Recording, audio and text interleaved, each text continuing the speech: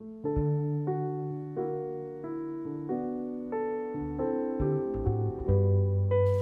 very, very nice to be here. I'm going to start by doing this, and then we'll do a bit of talking.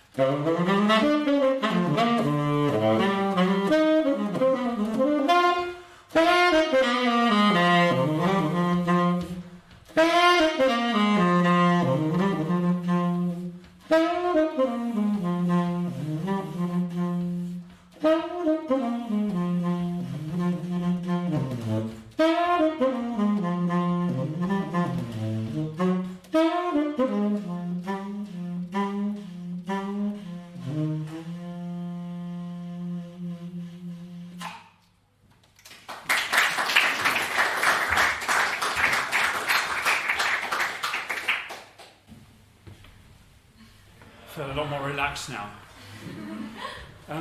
It's not especially good form to start off a talk with self-promotion.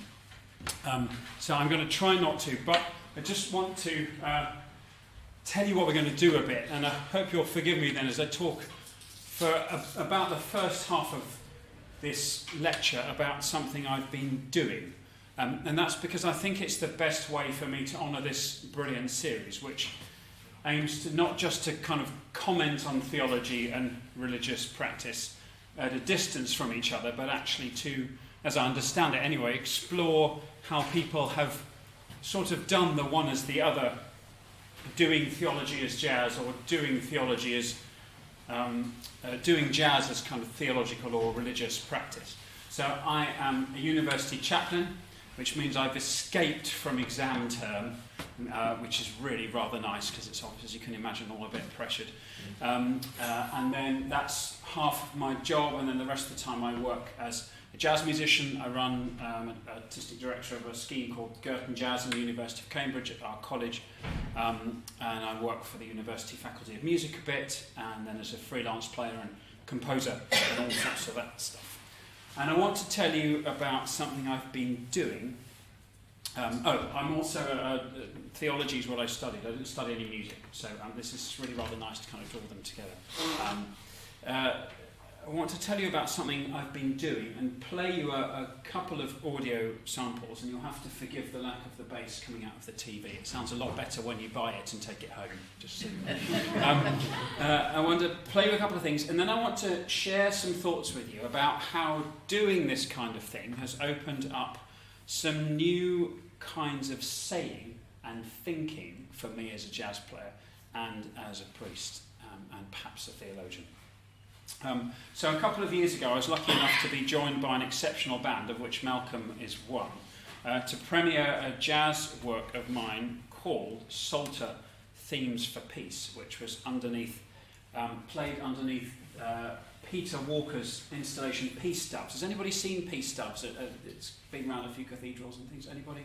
Seen it? No? Okay, so there's these thousands of paper doves hung from the ceiling, and they've all got a message of peace on, written by somebody from the local community. And it's lit really startlingly, actually. And so under those thousands of paper doves hung from the cathedral ceiling, we played an instrumental jazz suite on peace in the Psalms, for saxophone and piano, double bass and drums, and we released the album a year or so later. Psalter is in 6 movements. Each movement is based on a different verse from the Psalms with the word peace in it. It's a journey through lots of different themes, actually. Peace comes up in all sorts of different ways in the Psalms, through strength, rest, desperation, celebration, protest, and hope. And the verses I chose to write the suite, which was for that performance in St Albans Cathedral, deliberately reflect a range of angles on peace. And you can see, well, maybe you can't, it's not huge, but these are the different verses. I'll read them out for you. The Lord will give his people the blessing of peace. In peace I will lie down and sleep. Do not hold your peace at my tears. So this is peace almost as an injustice when we don't speak out for those who are suffering. Mercy and truth have met together. Righteousness and peace have kissed each other. Do not snatch me away with the wicked, with the evildoers who speak peaceably with their neighbours, shouldn't say lips, while malice is in their hearts. Turn from evil and do good. Seek peace and pursue it. So, as in most jazz, and some of you, most of you probably will know that this is how jazz works. The ensemble plays a composed theme with some variation each time. The notation leaves a lot of room for people to express their own way of playing the music, even when we're playing what you might call the main theme. And then each individual musician might take the lead by soloing, while the others play a supportive role. And when we're performing, when we're playing the themes together, and also when we're playing our own solos, you all know what I mean by this kind of thing in jazz, right? So when we're doing that as a group, we are trying to engage thoughtfully with the text as well as the music. So our own reading of the text shapes what we play, and the text affects how we seek to express on the instruments. So the performance offers the audience a composed response to the text and a real-time exploration of those texts through improvisation and collaborative expression. And that means, because it's jazz, that Psalter as a piece is different every time we perform it. There's a circular movement between the text and the music that's never finished, and in a way we re-enter it each time we play. And the recording, which is here, and there's more at the back, this is on CD, it's recorded very skillfully by some wonderful engineers and on Malcolm's brilliant label. It's got a lovely picture on the front too, so even if you don't play CDs, you can put it on your wall.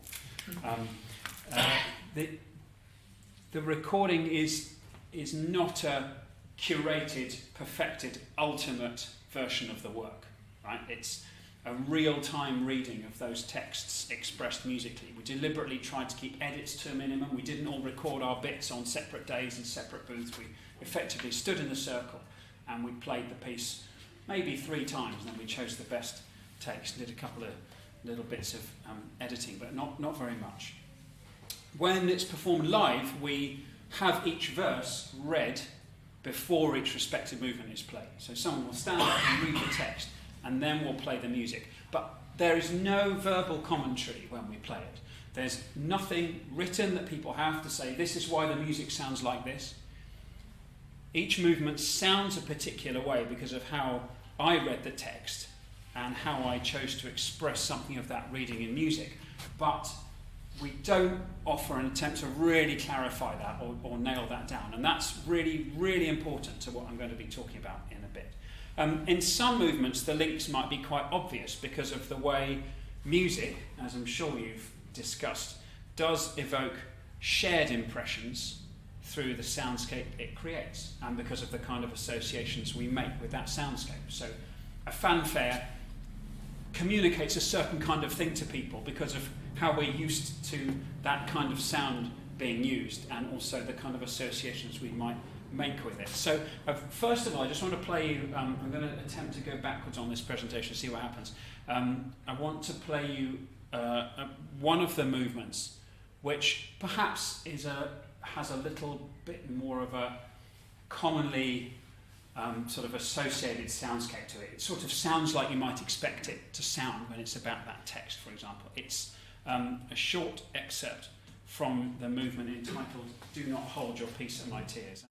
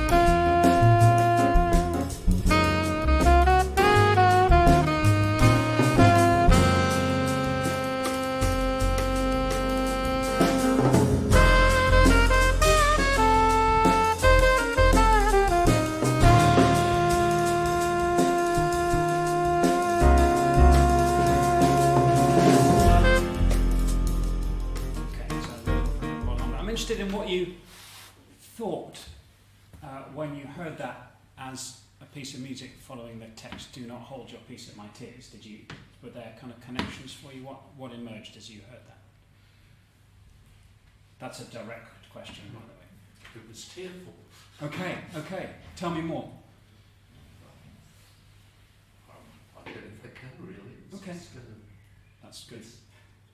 Just how I heard it. I heard the sax as the protagonist. Okay, yes. If you like. All right, yeah, sure. Anyone else? Thanks, that's very helpful. Yeah, I suppose I heard the initial cry of the sax, Yeah, okay. but then everyone joining in. Yes, okay. So is there a potential build-up of alongside this? Yeah, great, thank you. That's really helpful. So you see, I think with a piece like this, when there might be a sort of tacit collective agreement in some ways about what the music might be evoking, a sense of cry is what I wrote down, and that's kind of what came out for you. But there's still, we don't attempt to explicitly offer an interpretation in that way, or to definitively say this is what the music is saying about the text, especially not to voice or write anything authoritative as an interpretation of the text itself. The space is deliberately left open. But some of the pieces like that, as the way music does, with certain rhythms or harmonies or pitches or timbres, or the way it relates to other music we've heard, or remember or associate in a particular way, can kind of make us feel like, yeah, I understand what's going on there. But some of the movements have a relationship between the sense I might have had of the text and how the music sounds that's perhaps less obvious. This is an example from the first track called "The Lord Will Give His People the Blessing of Peace."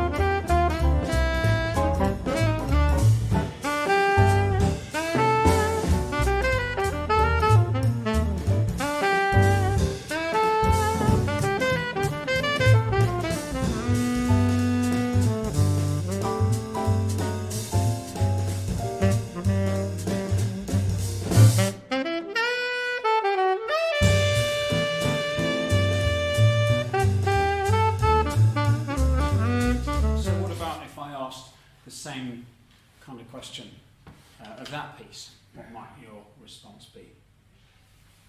Yeah. I think this piece sounds more bright Okay. and kind of cheerful as well, like compared to the previous one. Yeah. If I describe the previous one as someone who's slightly resentful and kind of lamenting, but Mhm. at the same time keep his pride.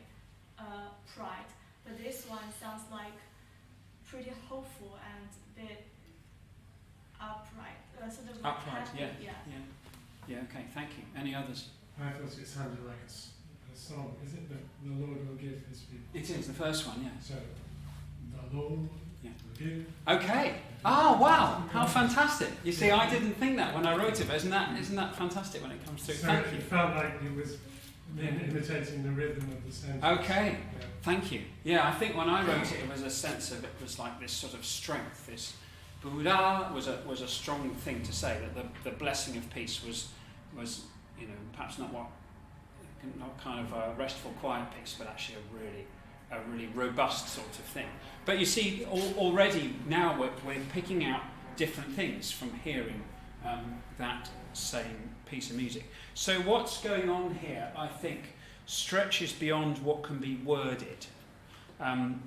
And in a way, we're teasing out and we're describing it a little bit, but actually what we're getting at is lost a bit as soon as we try to put it into words. And I know there's different schools on this kind of thing, but for me, and I'm going to kind of pin this lecture on this a little bit, instrumental music doesn't deal in meaning in the same way that language does. Of course, when we say things like music speaks louder than words, or where words fail, music speaks, we're expressing something positive, really positive about meaning, about music's capacity to move us or to usher us into that very meaningful sphere of aesthetic response, which can feel deeper or more affective than verbal expression. Saying that music doesn't deal in meaning like language does isn't about saying there's no meaning to it. More, it's about saying meaning might be a different thing from what we think meaning is. Does that make any sense? That is, the meaning of one's experience with music, what it means, might not be an explanation of it. It might be something very different that I think is more about connection and profundity of experience. Now, I have to nod to my esteemed predecessor at Girton at this point, the Reverend Dr. Malcolm Guite, who's a great poet, and would pop up here and say, "Tim, you're really doing poets a disservice if you suggest that all language is just about clarifying and denoting things. That's not what we're doing with language at all." So apologies to Malcolm, and he's absolutely right. There's a whole lot of things going on here where you could say the same thing about how poetry deals with language. But I think what I'm trying to say is music can mean more to us where meaning is less about clarifying or sealing something and more about a connection and a profound experience. And in theological terms, So from my perspective as a Christian and as a priest, this connection and profundity of experience is about relation to God, to others, to oneself and to the natural world. It's about knowing the giver and the given through a profound experience of being a creature. To listen to and to be moved by music is a profound experience of being a creature that connects us to God, others, oneself and the natural world. And this isn't saying that that music does what language does, but a bit more. It's an entirely different thing. My esteemed, brilliant colleague at Girton, Dr. Gareth Wilson, who I think is one of the most incredible minds that I've met, ably explains in this brilliant little book, Music and Monotheism, which Andrew didn't point out that I didn't write it. It's written by Gareth, so it's incredibly worth buying. I've got 2 copies here. They're £15 each. It's an outstanding book. Every sentence is worth about 12.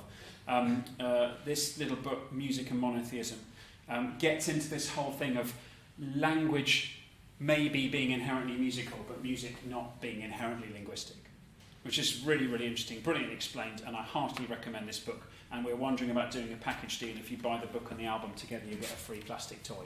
But we haven't had that manufactured yet, so we'll see what that's going to be.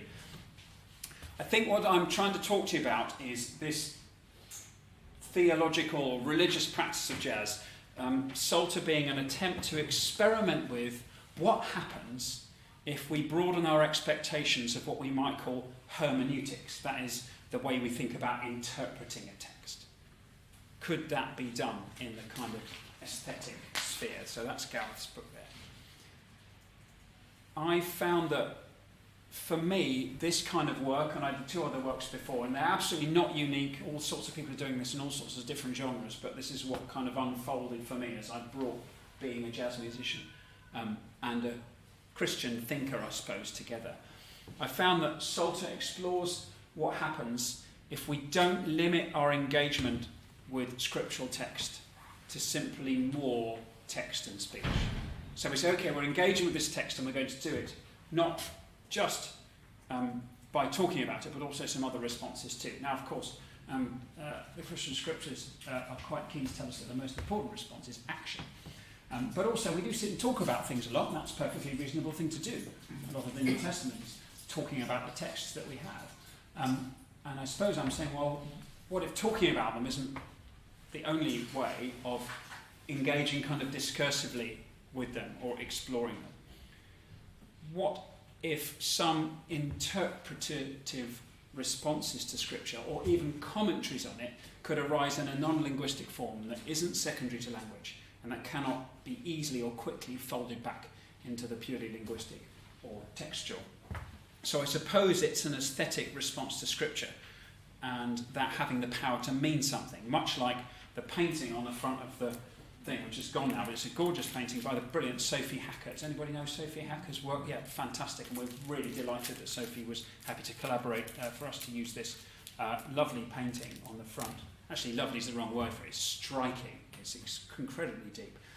That is, in a way, her aesthetic response to the word hope. The painting is called Untitled Hope. And of course, this discussion really takes in the whole world of what you might call church music. But the next basic but vital thing to notice about a discussion like this is that everyone's response to music is different. And so a performance of something like Psalter, saying, well, let's use this wordless music to think about how the text might mean for us in a way that can't be folded back into language. It gives rise to plurality, to diversity. It forces our experience of the text to be open-ended, and because it can be performed again, we have to ask what will emerge next time in this folding together of text and music. And all this diversity of aesthetic experience, the open-endedness of improvisation, so we might take, as Malcolm knows, we might take each piece into quite a profoundly different sphere each time we play it, driven not just by thinking, oh, actually, I could do that on this chord, but thinking, what's happening between me and the music and this text in this kind of space? And actually, I think it would probably be quite honest to say that playing a jazz suite on piece over the last 2.5 years has been a very small thing to do, but also felt like quite a deep thing to do, or at least an important thing to be nudging at, and sometimes quite a difficult thing to do, feeling quite powerless, but also that perhaps if we're going to be doing anything with music, it might be this kind of thing. So I think this diversity of aesthetic experience, open-endedness of improvisation, and the wordless exploration of a text, all this, for me, it forms a musical nudge, okay, like a musical nudge to a faith community to resist the idea that there exists somewhere the only definitively truthful interpretation of a particular scriptural text. The very practice of a performance like Psalter is what you might call a communal aesthetic hermeneutic. Okay. A small community of saxophonist and pianist and bassist and drummer are exploring 6 texts together through improvisation in the hope that our explorations and expressions allow the larger community of the audience, well, hopefully, usually the larger community of the audience, to encounter these texts afresh and be challenged, comforted, moved to action, and given hope by the bringing together of text and music. That's what we're trying to do. But we're not trying to finish the concert and go, okay, so what does that mean then? That's the move that I'm trying to hold off. So, to talk in, I guess, some philosophical terms of some cultural linguistic stuff, there are what you might call first order and second order things going on here. At a practical level, which I think is the most important, absolutely the most important, a bunch of people are in a particular place, and the particular places we've played it, some of them have been absolutely beautiful and really stunning places to play. A bunch of people are in a particular place at a particular time, hearing another bunch of people play a response to some biblical text. And that is the theology. That's the doing. That's the real thing. That, in a way, is the thing I'm most interested in. And perhaps, if I hadn't been asked to come and give a talk, I might just stop there. I could do, because maybe you've got something you want to get to, but I'm not going to, because I wrote some more things. Sorry about that. But that kind of thing, can work on us in all sorts of ways that I think are very significant indeed, as I've tried to say. And at a more theoretical level, there is an opportunity to think about the resemblance between how communities of faith read sacred text and how a jazz ensemble improvises on compositions. The material is re-entered and met afresh and engaged with afresh each time it's encountered. Here we go. I'm not always very good at remembering to click. Let me see, I'm sorry about that. It might bear no relation to what I'm saying. If just a picture of my dog or something come up, just tell me.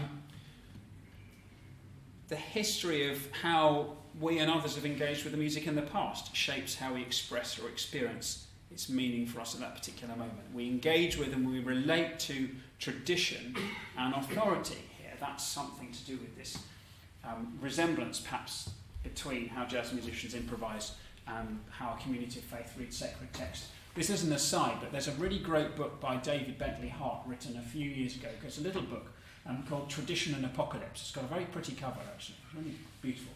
And I think you could summarise that book by saying that he's wanting to argue that fidelity to a tradition is, for a Christian community, is less about trying to be faithful to a past and more about our relation to the past asking us what kind of future we're open to. So to engage with tradition isn't to think, well, we've got to do those things because that's what the people did. That might be the conclusion, but the motivation for it is what kind of future are we open to? And I think there's some resemblance in that with how jazz musicians relate to the tradition too, actually. There's, as you probably know, you can have great fun reading jazz history and reading all the rude things different jazz musicians said about one another's music, actually. I mean, you'd think from reading a lot of stuff about jazz that everybody just loved each other all the time, but actually, if you want to read what Louis Armstrong said about bop or what Johnny Griffin said about avant-garde, it gets quite funny in some ways. But there is this sense that actually, I think, what might be common to most movements in jazz is this sense of being faithful to a tradition is about asking how we might be opened up to something new, more than saying, well, I've got to do that because that's what the person in the past did. I mean, someone like Miles Davis, whose centenary is this year, of course, along with John Coltrane. I mean, the two of them exemplified that quite marvellously. A sense of, well, faithfulness to the jazz tradition is about continuing to lean towards a kind of new future, something new that's opening up before us. And I think that can be a meaningful thing to say about Christian communities too, albeit in a different kind of way. I can't tease out all the differences now because I haven't got time. But I think this raises more interesting questions about hermeneutics, about how we read a text in the light of aesthetics, in the light of this experience that's more about connection and profundity of experience than it is about clarifying or denoting something. Less about explanation and more about being, perhaps. Of course, we often do need to return to the linguistic and the textual. I'm not trying to devalue that. And an example of these concerts would be people coming away from a performance and saying, oh, that really made me think this or that. Or do you know what? I was thinking while listening to that, maybe we should do this. It's really important. I'm not saying that everything has to stay in the unspoken realm, that you leave one of these concerts and you can't talk to anybody, a bit like after Compline at Theological College, when everyone went to the pub, but anyway, and did talk to one another. So my suggestion isn't that we just stay silent, but I am wondering, and just wondering, if there are places to which we might not get, or perspectives we might not reach, without the suspension of an obsessive pursuit of clarity and distinction through text and language that can sometimes partner the reading of or the interpretation of Scripture. Arguably, that to use language in that way only is very narrow. We refer to poetry again. But in short, I'm saying, can an aesthetic experience invite us into another dimension of creatively reading a text? And approaching a text in this way, where pursuit of a meaning is suspended a bit or recast a bit, helps us to resist the kind of subtle violence that can go on when a text has one meaning imposed upon it and multiplicity is foreclosed. A work like this could maybe cultivate a space in which it's obvious to us that there simply is no way to say or decide that everyone is experiencing the same meaning of a text because the text is experienced musically. Anyone who works on textual theory, of course, knows this is true on one level anyway. There's no pure text without interpretation in any sort of meaningful sense. I use that word advisedly. And to proceed on that basis is to make some really fundamental cultural linguistic errors. And shared agreements abound, of course, but so do subtle differences. This isn't a new thing to say, but I do wonder whether doing this kind of thing through improvised music has a place, is useful and is meaningful. I think that in real experiential terms, something like this sort of aesthetic hermeneutic, exploring a text through improvised music, makes us more conscious of the built-in instability of something like Scripture and the responsibility we have when we read it in community to seek agreement without closing down future readings. I'm minded of a lovely Boniface quote, through the Bible in all its fragility, God comes to meet us as the risen one. And that's rather lovely.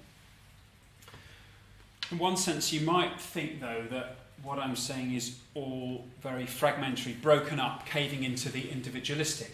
You know, we've all got these experiences and we can't, we just have to sort of keep them all apart.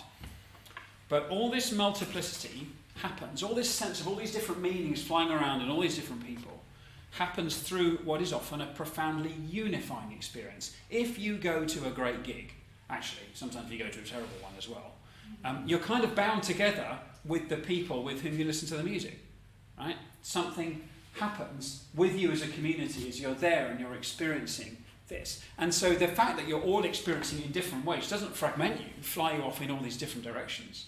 Something's going on where actually we're bound together. This profoundly unifying experience of listening to live jazz. We're hearing the same music in the same space and feeling moved by it. And space for difference is key to making peace. Live arts cultivate a space in which our judgments about one another can be suspended because something else significant, an aesthetic experience, takes the foreground. By the time we realise we're alongside someone who we might not otherwise want to share space with for whatever reason, or they vote for those people, or they go to that pub, or they support that football team, or they think that about my favourite television show, whatever it is, by the time we realise we're alongside those people, well, we've already been subtly bound together by the common experience of something profound. So a reader of John's Gospel might say we've almost been fooled into the new commandment of loving one another. It's kind of happened without us realising it. And I think arts and aesthetics have a great role to play in that. And so the way is open, therefore, for cooperation and discovery of a unity beyond what divides. This isn't just about the particular subject matter of the work as a suite on peace. I'm suggesting that a jazz suite about peace has also helped me to think about peacemaking and the creative arts in general. Can music help us be alongside people in such a way that we have a better chance of seeking peace with them? Can music, especially improvised music, help us to acknowledge and engage constructively with a multiplicity of responses to sacred text? Those are questions that I feel like I'm now wanting to answer through doing this kind of thing. So I'm highlighting this multiplicity, all this difference through a unifying experience, that an experience in which we can't pin down one meaning doesn't have to fragment us, it can unify us. Okay? An experience in which we can't pin down one meaning doesn't have to fragment us, it can unify us. Differences haven't been shut down, but unity can be discovered. Movements towards unity in which differences are accommodated are movements towards peace.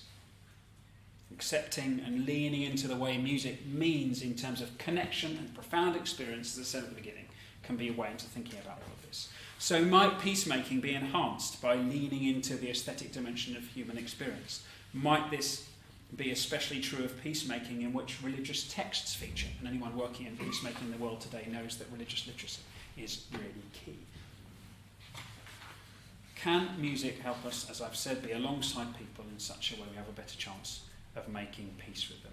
I found this a stimulating way to engage with what it means, or what it's felt like, or kind of what's emerged as I've tried to do jazz and a kind of theological practice as one. I held it off for a very long time. When I studied theology, everybody thought that research would be jazz stuff, but it wasn't. I spent years reading Dietrich Bonhoeffer and Hans Frey instead, which was fabulous. But finally got there, finally felt brave enough to bring these two worlds together. And this is what's emerging for me. Can improvised music help us engage constructively across a multiplicity of responses to our sacred texts? It's proved really stimulating, really interesting for me, and my hope is that offering this kind of description, illustrated a bit through the music, has brought something interesting to the surface for you. And in one way, that's kind of a close, but then I had another idea, and I've still got time, so which I knew I'd have. So I just want to sort of speak to the wider field a little bit about theology and jazz in general, which is moving. It's quite a fast-paced field, actually. Not quite as fast as Boniface studies, which yields about 35,000 books a year, which is difficult when you're doing a PhD on it. Anybody read any theology and jazz stuff? No, okay, a little bit, yeah, okay, good. Andrew has this good news. So I just want to zoom out and ask what all this talk of music and meaning might offer to the area of theology and jazz in general, and do a little bit of thinking about improvisation, being a person, bringing a little bit of this lovely work by Rowan Williams on Augustine, which is outstanding. Even if you just read the first 10 pages, it's a wonderful thing. I know that fields expand all the time and there'll be new pieces of work, but it seems to me that most theological work on jazz does this kind of thing. It describes jazz and then says, now that's interesting, what kind of metaphors can it give us for religious life, church life, doing theology, and usually there the legwork is done by improvisation. There's also a lot of religious studies literature on jazz, which is asking, okay, what are the religious influences on jazz historically, which is also, of course, a hugely important field, and I think you've been getting into some of that in some of these talks so far.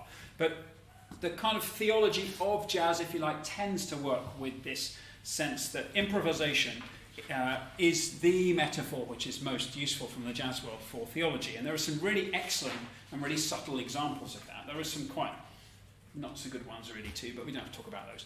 One of my favourite ones is very recent, because this is emerging out of conversations I've been having with a friend of mine called David Ford in Cambridge. He was the Regius Professor of Divinity, and now he's speaking all over the place, saying wonderful things.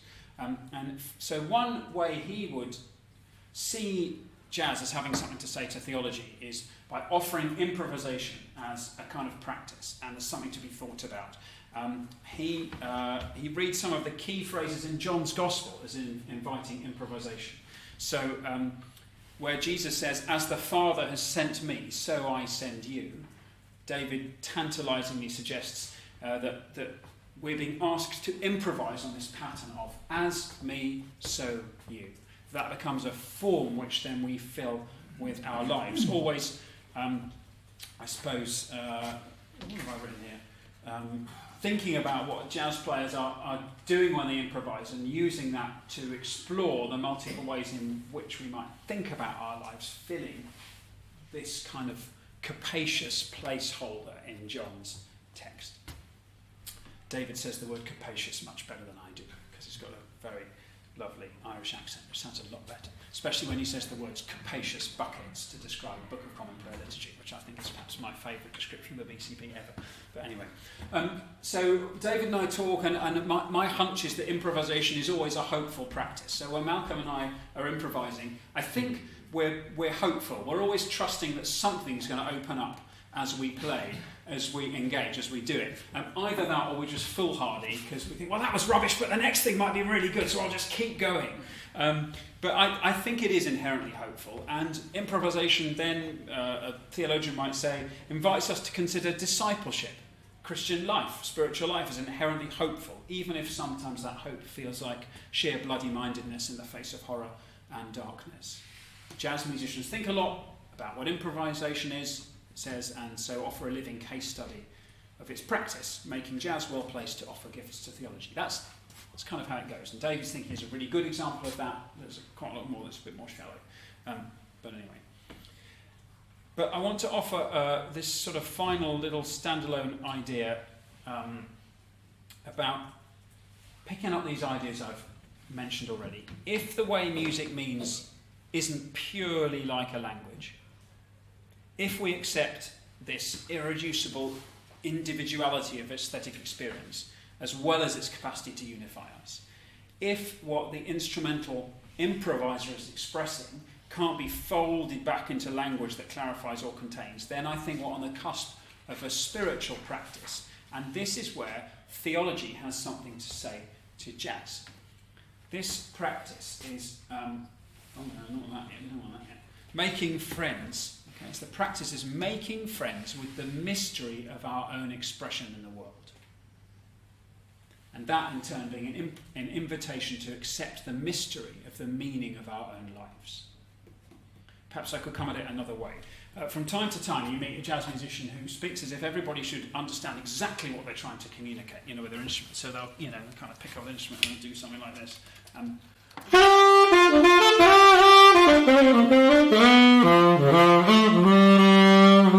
Oh, did you get what I was saying? Did you get what I was saying? Well, it's a bit difficult to say, really. Maybe. And then, if people don't get it, the audience just don't get it. They don't get what I'm trying to say. Well, that's because you're using a saxophone. It might be a bit easier if you no jokes about saxophones. Do you see what I mean? There's this sense that people should somehow get it. There's a very distinctive saying going on when they play, and that music is a language which listeners have the responsibility to learn. And I think I've said enough to demonstrate that I'm unconvinced in the end that we can say that about instrumental music. It is communicative, it is meaningful. Often we do play things that create the kind of associations to memory and cultural understanding and other sounds in the world where we think, I do have a sense of that, kind of things can sound like other things, can't they? You're waiting for a train. The train now arriving at platform. All right, you know what's going on there. That makes you think about something. But overall, music is not a language like I'm using now. There's a very good essay about this in Jazz and the Philosophy of Art by Lee Brown, David Goldblatt, Theodore Graczyk, which is great. Really good book. If you're interested in this stuff, get that book, because there's a whole load of essays. And that, one of the chapters, which I've forgotten to write down there, I can't remember which one it is really good on that. And Jamie Howison wrote a book, God's Mind in That Music, Theological Explorations Through the Music of John Coltrane, which is I think one of the best kind of works of jazz theology, if you like. And he talks, I'm paraphrasing because I couldn't find the quote, he says something like, don't listen to what Coltrane's playing, listen to what he's searching for. or listen to his search. I love that. I think there's really something in there. So if we accept that it's not functioning like a language, then that means a kind of relinquishing goes on. Okay, so there may be quite a particular intention behind something I play. In fact, there is. There's something in my mind. I'm thinking of it, and I'm playing and trying to express that. That is going on. That is true for me, especially with playing something like Psalter. But I have to relinquish the pure detail of that intention when it comes to the audience's reception. Perhaps, yes, they may get a similar impression as me and the others with whom they're listening. But in terms of clarity of explainable meaning in the music itself, not really. I've said this enough, really. I cannot be in charge of any deep meaning that the audience discern as I play, so I have to let that be somewhat of a mystery. I have to make friends with the mystery of what music communicates. This doesn't mean diluting the intensity and meaningfulness and personal dimension and communicative power of improvised jazz. Quite the opposite. Again, I think I've argued that enough. To know that my own personal expression opens out into connections and communications that reach beyond my own knowledge of myself and others is to be invited into the superabundance of the act of communicating aesthetically. Improvisation is so personal. I do quite a lot of performance coaching for music students in Cambridge. The music faculty haven't found out that I don't have any qualifications in music yet, so I don't tell them. And when I do that kind of coaching, I really shouldn't have said that, should I? That could be the end of a job. When I do that performance coaching, I'm trying to get the students to connect with their love for the music and to think about the various ways they can invite the audience into that same love. Without personal engagement, the X factor in performance is missing. And so for many jazz players, playing and improvising involves reaching downwards. We were having a great conversation about this earlier, about the fact I naturally went downwards rather than up here. Downwards into something very close to the core of ourselves. And often people ask me whether jazz and priestly ministry are about very different parts of me. You know, as you find it great that you have, something to express your different parts of yourself. Well, they're not different parts at all. Praying and playing, I'm sorry about the alliteration, but they belong in the same place for me, in my same experience of being a creature. And I think at this point, when we're talking about reaching downwards into something at the core of ourselves, when we're talking about the kind of superabundant mystery of communicating something through music, I think a theologian can lean in and tantalizingly ask this. Is the mystery in the midst of improvisational practice also able to tell us something about ourselves and God too, and not just about the music? Not only are we making friends with the idea that the meaning of the music is mysterious to a degree, we're also seeing that mystery as a window into the conviction that my own expression, my own being in the world, my own humanity is also a mystery to me to a degree. What my life means all the way down is not accessible to me as clear information. And if I might put it in Christian language, the ways in which the Spirit is shaping me in love may be beyond my comprehension. How my own actions enable or disable dimensions of love or whatever in the lives of others is not something I can ever have a full view of. And to put it even more Christianly, what it means and how it might unfold for me to be called to be Christ to others and others to be called to be Christ to me is not there for me simply to put my finger on. We relinquish ourselves often to what's called God's purpose, although I think it might be better to say God's meaning. And this really isn't about a simplistic, well, let's wait and see what God wants to happen. It's more placing the meaning of my life in the hands of the one whose love is disclosed in the crucified and risen Jesus of Nazareth, and to be woven into that story in a way that asks my trust. One might pick up phrases like those who lose their life will find it, or think about the gestural power of holding out open, empty hands at a communion table. So if playing jazz brings us to a point of thinking about our own personal expression as being on the cusp of mystery, can theology beckon inwards a little bit and say, yes, it is about that. Let's think a little bit more about where that might lead, because this might get us near the heart of something really key about our humanity. I don't want to say, I absolutely don't want to say, please hear me, that jazz provides an exclusive, very special way into a spiritual depth that other people might not be able to access. I don't, and theologians among you will know the work probably of Karen Kilby, under whom I studied, and she was very, very clear that that's not the kind of thing you do with theology. You don't create special access points. That way lies a very loud bell, profoundly problematic theological implications if we start to say, well, if you listen to jazz, you might get a bit closer to God. There's a really special way in, and other people won't find it. Watch out with that kind of stuff. But I do think we might cautiously venture to say, can those schooled in religious and spiritual practice offer an invitation to improvisers to enter more deeply into the mystery at the root of the practice? And just to kind of round this up, there's a robust case for seeing this idea of the mystery of our own selves as embedded in the Christian theological tradition. One really good contemporary example is the way Rowan Williams reads Augustine on things like personhood and memory. And I just want to offer you a few quotes. I think these are fantastic. I think something here is chiming with me as an improviser. I think what I'd say is when I read this Rowan on Augustine, I thought, that makes sense of playing jazz. I am not a simple history to be unveiled and displayed for inspection, not a self-transparent reasoning subject. To be an intelligence in time is to be inescapably unfinished, consistently in search. I am never just there. I am another might be a summary of much of Augustine's reflection in the Confessions. Once we have recognised how obscure we are to ourselves, we somehow see that only in relation to the infinity of God can we get any purchase on the sort of beings that we are.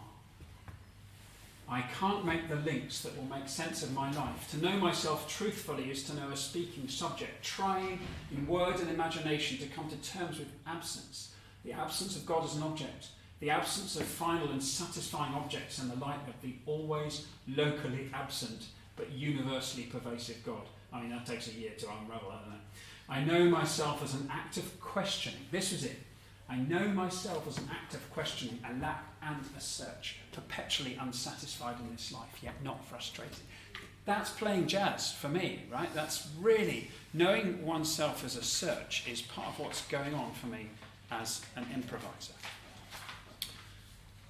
I think this kind of theological approach asks of us a respect for the sacredness and mystery of our own being in the world. It's a capacious view of what being human is, offering space for the ideas I've been voicing around aesthetics, meaning, hermeneutics, community, improvisation, and the rest. So here, the suggestion is that theology has something to offer the jazz world, challenging jazz musicians to undertake the risk of leaning into the mystery of our own selves and our place in the world, to see religiousness, the spirituality of the practice. I said earlier that improvisation is an inherently hopeful act, and perhaps the theologian might venture, in another fairly Augustinian fashion, to see the hopeful quest for expression as one way in which a creature expresses the hope of our home in the abundant mystery of God. Let me say that again, because that's a bit sort of tangled, isn't it? To see the hopeful quest for expression, our quest to express ourselves, as one way in which the creature expresses the hope of our home in the abundant mystery of God. So the theologian therefore might recognise making space for improvised art as a way of enabling hopeful human practice. In other words, put on jazz gigs, it's good for us. Okay. Now, I titled this talk after a well-known jazz standard. I've called it The Meaning of the Blues. Anybody know the jazz standard from which that's the lyric? Malcolm's not allowed to come up with it. Anybody else? No? Do you know the tune, You Don't Know What Love Is? Yeah, you don't know what love is until you've learned the meaning of the blues. Right? And it goes on, you can guess. Until you've loved a love you've had to lose, you don't know what love is. You don't know how lips hurt until you've kissed and had to pay the cost until you've learned a love that you have lost. Okay? So it's about loss of romantic love. But I wonder if I might close by cheekily putting a spin on it for today's purpose and then playing it for you. We discover our calling to love as we learn to relinquish the meaning of our own lives. And it's really, really difficult Okay, this isn't like jazz is all this lovely thing, and if I just listen to jazz, life will be lovely and really tough. The ways we relinquish meaning of our own lives can be deeply painful, incredibly hard. Having to let go of things because of the things that the love of those to whom we're committed is demanding of us can be very, very difficult. And we don't want to kind of say this is all idealised stuff. Sometimes this is tearful, tough stuff. But jazz is a good example of this kind of relinquishing. I think it's a potent example.